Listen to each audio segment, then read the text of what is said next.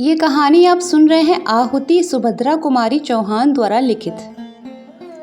जनाने अस्पताल के पर्दा वार्ड में दो स्त्रियों को एक ही दिन बच्चे हुए। कमरा नंबर 5 में बाबू राधे श्याम जी की स्त्री मनोरमा को दूसरी बार पुत्र हुआ था। उन्हें प्रसूति ज्वर हो गया था।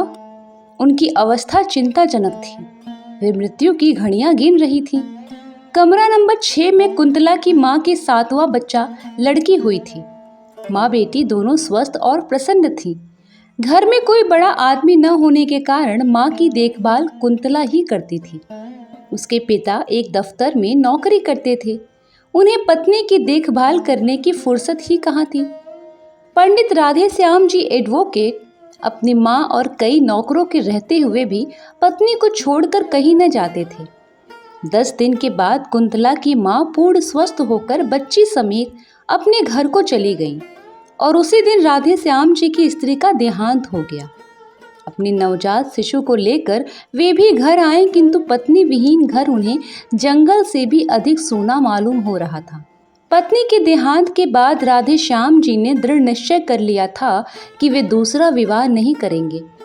मनोरमा पर उनका अत्यंत प्रेम था। वह अपने चिन्ह स्वरूप जो एक छोटा सा बच्चा छोड़ गई थी, वही राधे श्याम जी का जीवनाधार था। वे कहते थे कि इसी को देखकर और मनोरमा की मूर्ति की पूजा करते हुए अपने जीवन के शेष दिन बिता देंगे। जिस हृदय मंदिर में वे एक बार मनोरमा की पवित्र मूर्ति की स्थापना कर चुके थे, वहां पर किसी दूसरी प्रतिमा को स्थापित नहीं कर सकते थे। घर से उन्हें विरक्ति से हो गई थी। भीतर वे बहुत कम आते, अधिकतर बाहर बैठक में ही रहा करते। घर में आते ही वहां की एक एक वस्तु उन्हें मनोरमा की स्मृति दिलाती। उनका हृदय विचलित हो जाता। जिस कमरे में मनोरमा रहा करती थी उसमें सदा ताला पड़ता।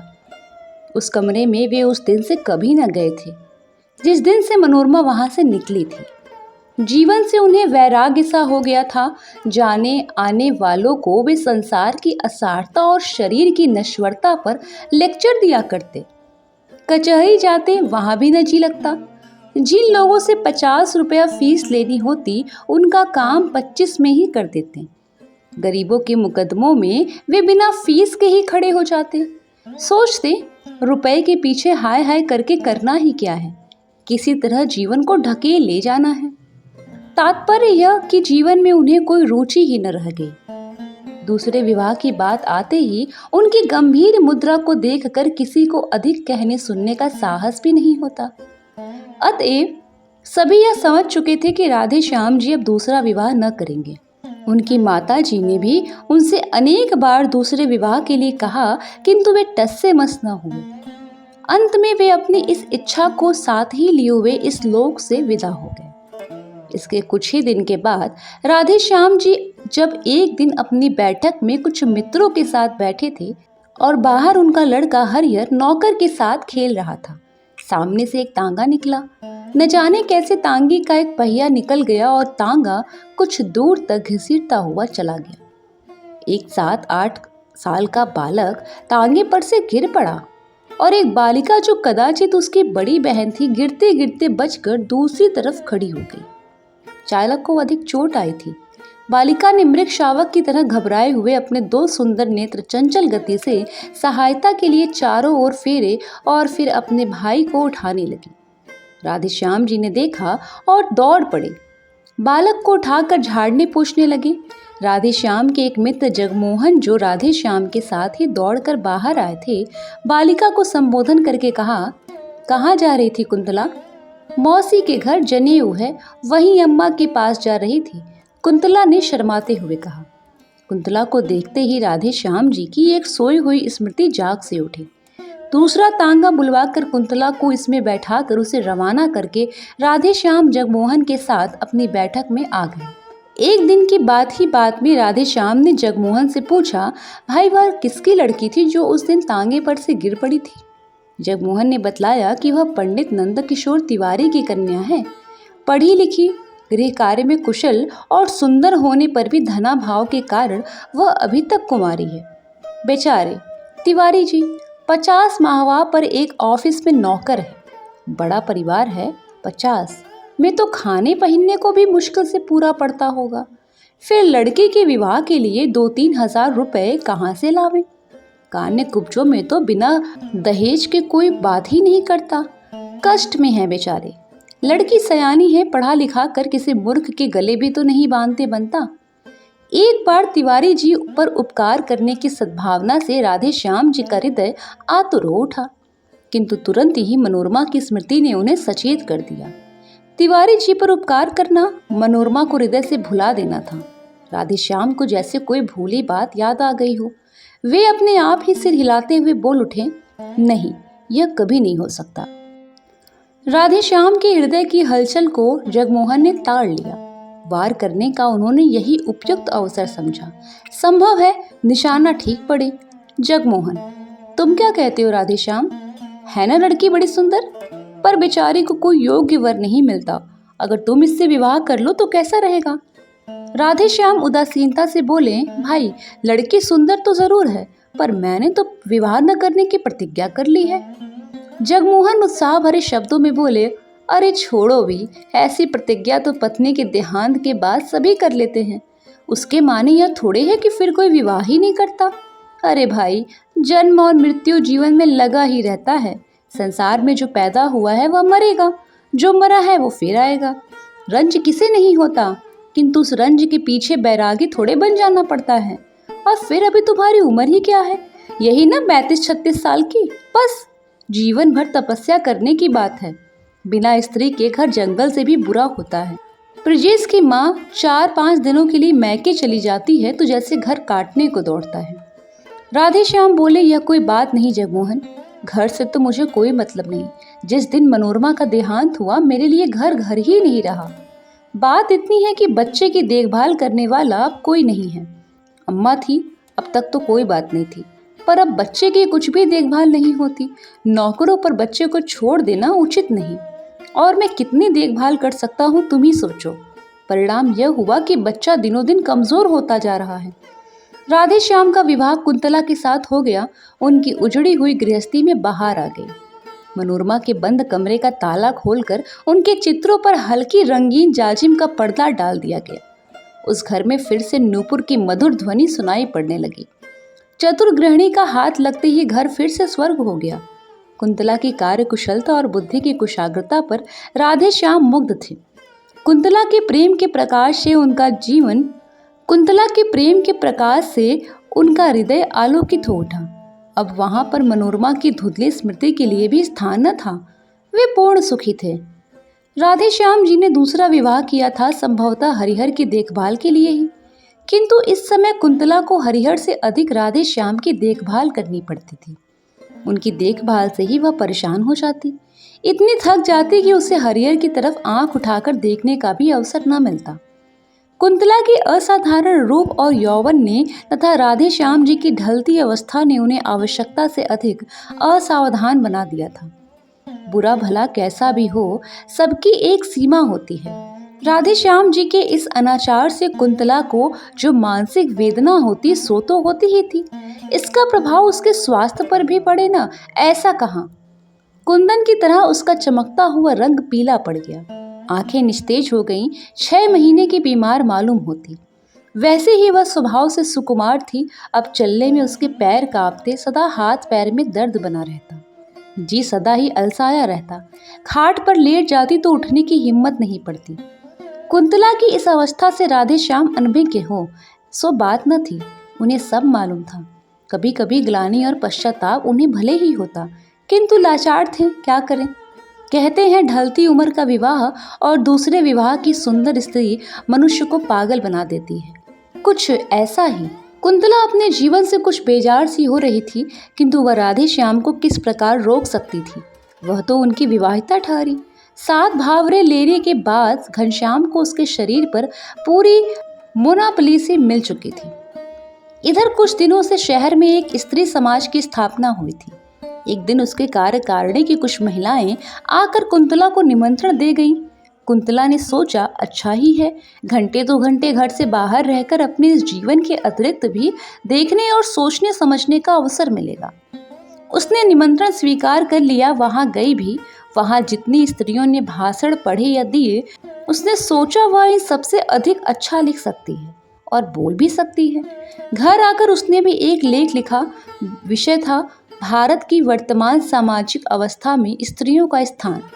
राधे श्याम जी ने भी लेख देखा, बहुत ही प्रसन्न हुए, लेख लिए और बाहर गए। बैठक में कई मित्र बैठे थे, उन्हें दिखलाया।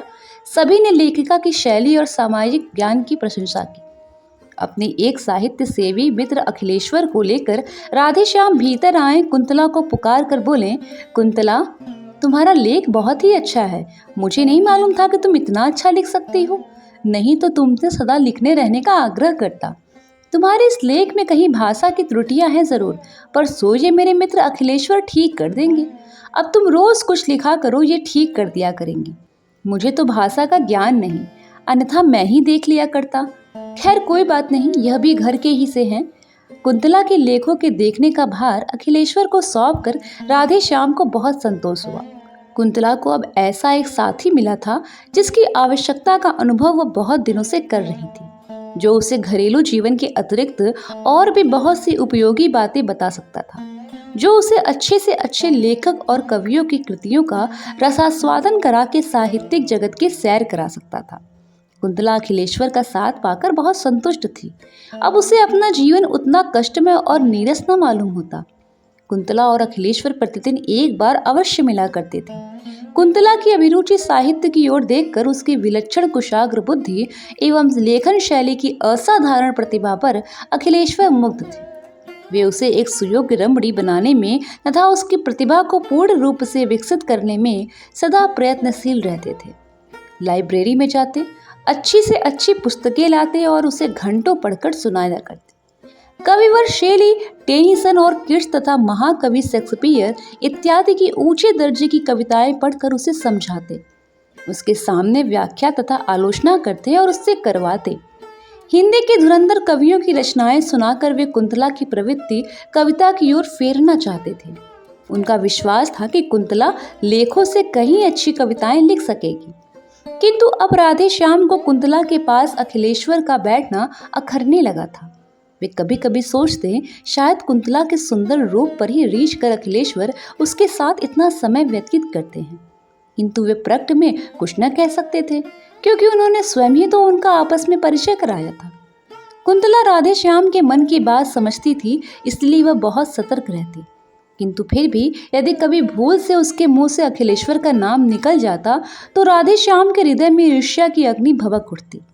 अब अखिलेश्वर के लिए राधे श्याम के हृदय में मित्र भाव की अपेक्षा ईर्ष्या का भाव ही अधिक था। इन्हीं दिनों कुंतला ने 2-4 तुकबंदियां भी की, जिनमें कल्पना की बहुत ऊंची उड़ान और भावों का बहुत सुंदर समावेश था, किंतु शब्दों का संगठन उतना अच्छा नहीं था। अपने हाथ के लगाए हुए पौधों में फूल आते देखकर जिस प्रकार किसी चतुर माली को प्रसन्नता होती है, उसी प्रकार कुंतला की कविताएं देखकर अखिलेश्वर खुश हुए।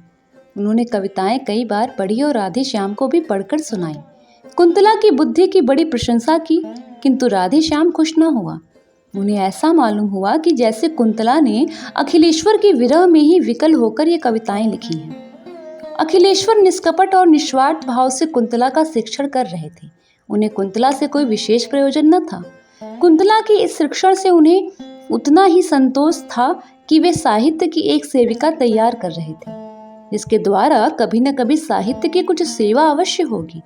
राधे श्याम के हृदय में इस प्रकार उनके प्रति ईर्ष्या के भाव प्रज्वलित हो उठे थे।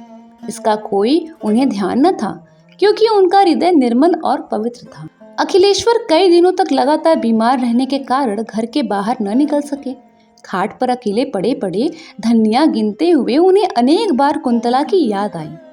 कई बार उन्होंने सोचा कि उसे बुलवा भेजें, फिर जाने क्या आगा पीछा सोचकर वे कुंतला को बुला न सके।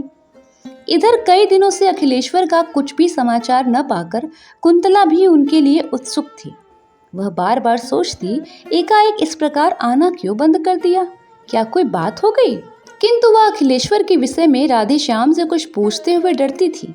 इसी बीच एक दिन कुंतला की माँ ने कुंतला को बुलवा भेजा।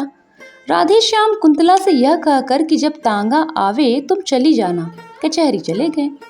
कुंतला माँ के घर जाकर जब वहाँ से 3 बजे लौट रही थी तो रास्ते में हाथ में दवा की शीशी लिए हुए अखिलेश्वर का नौकर मिला। नौकर से मालूम करके कि अखिलेश्वर बीमार है, कई दिनों तक तेज बुखार रहा, अब भी कई दिन घर से बाहर न निकल सकेंगी। कुंतला अपने आप को रोक न सकी। क्षण भर के लिए अखिलेश्वर से मिलने के लिए उसका हृदय व्याकुल हो उठा। अखिलेश्वर के मकान के सामने पहुंचते ही तांगा रुकवा कर अंदर चली गई। साथ में उसकी छोटी बहन भी थी। अचानक कुंतला को अपने कमरे में देखकर अखिलेश्वर को विस्मय और आनंद दोनों ही हुए। अपनी खाट के पास ही कुंतला के बैठने के लिए कुर्सी देकर वे स्वयं उठकर खाट पर बैठ गए। बोले, कुंतला, तुम कैसे आ गई? इस बीमारी में तो मैंने तुम्हारी बहुत याद आई। इसी समय राधे श्याम जी ने कमरे में प्रवेश किया। कुंतला कुछ भी बोल ना पाई। राधे श्याम को देखते ही अखिलेश्वर ने कहा, आओ भाई राधे श्याम, आज कुंतला आई तो तुम भी आ गए, वरना आज 8 दिन से बीमार पड़ा हूँ। रोज ही तुम्हारी याद करता था, पर तुम लोग कभी ना आए। फिर घड़ी की ओर देखकर बोले, आज 3 ही बजे कचहरी से कैसे लौट आए? राधे श्याम ने रुखाई से उत्तर दिया, कोई काम नहीं था इसीलिए चला आया।